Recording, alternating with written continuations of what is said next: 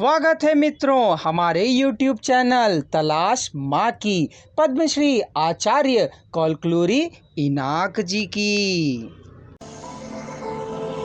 पुस्तक का अनुवाद किया है श्रीमती पारनंदी निर्मला जी ने। पुस्तक का प्रकाशन किया है गीता प्रकाशन ने। बड़े दोरा ने उसके बेटे को वारिस मानकर उसका पालन पोषण किया तो आनंदित हुई। छोटा दोरा सुखी रहे इसकी तीव्र कामना की थी। अपने बेटे की चितरंजन देवालय में दूर से देख तृप्त हो जाया करती थी। सोच चितरंजन देवालय, शरणालय, अनाथ शरणालयों में आया के रूप में काम करने लगी थी। उसके बाद बेटे को खाना पकाकर खिलाने की प्रतीक्षा करती रही थी। छोटे दोरा जी के पास रसोई बनाने वाली की तरह काम करने लगी थी। कह उसने अपने आँखों को पोंछा। अम्मा कह जोर से चिल्लाकर उसके पैरों पर सदाशिवम गिर पड़ा। उठा नहीं, उसने भी उठाया नहीं। वह आंसू बहा रहा था। आंसुओं से उसके पैर स्वच्छ हो रहे थे। उसने मना नहीं किया था। माँ के पैर उतनी सांत्वना देने कह उसे पता नहीं था। माँ के पैर उतने नाजुक और सुकुमार ही नहीं अपितु पवित्र और परम पूज्य होंगे कह जान उसका सारा शरीर रोमांचित हो उठा था। सुल्ताना ने जब अपने पास खींच लिया था तब जो रोमांच हुआ था वही अनुभूति हो रही थी सदाशिवम को।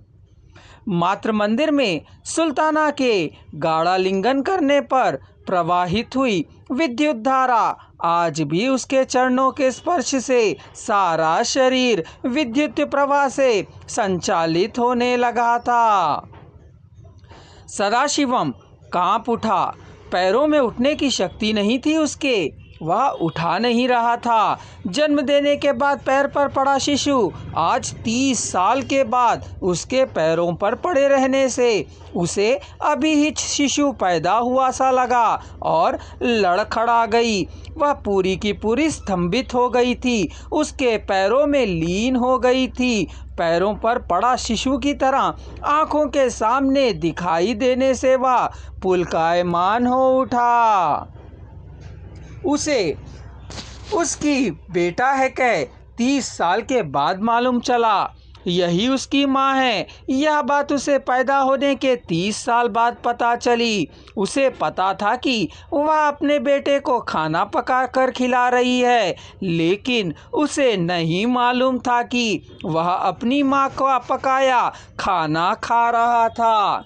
प्रतिदिन बेटे को देखकर एकांत में आनंदित होना उसके लिए हर्ष की बात थी। जानकर वह और ना जानकर सदाशिवम फूल के सौरभ का सुख आलिंगन के सौभाग्य को प्राप्त किया था। उसका बेटा जितनी देर उसके चरणों पर रहे उतना अधिकतर जाने की अनुभूति प्राप्त कर रही थी।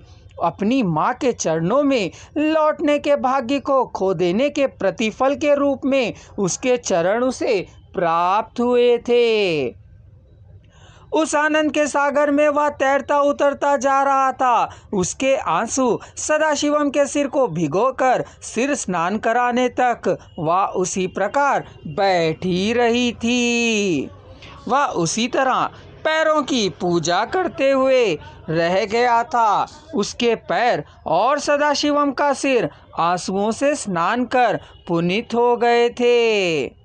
बेटा उसको प्रेम से देख रहा था। यह देख वह परशी विभूत हो गई थी। उसके दयामय प्रेमपूर्ण नेत्रों को सदाशिवम जब भी देखा करता था तो यह उसकी माँ हुई होती तो कितना अच्छा होता कह सोचा करता था। उसके पकाए खाने का स्वाद लेते समय उसे लगता था कि वह छोटे छोटे कौर बनाकर खिला रही है। उसे जब भी देखता था तब वह उसकी माँ होती तो कितना अच्छा होता कह सोचा करता था।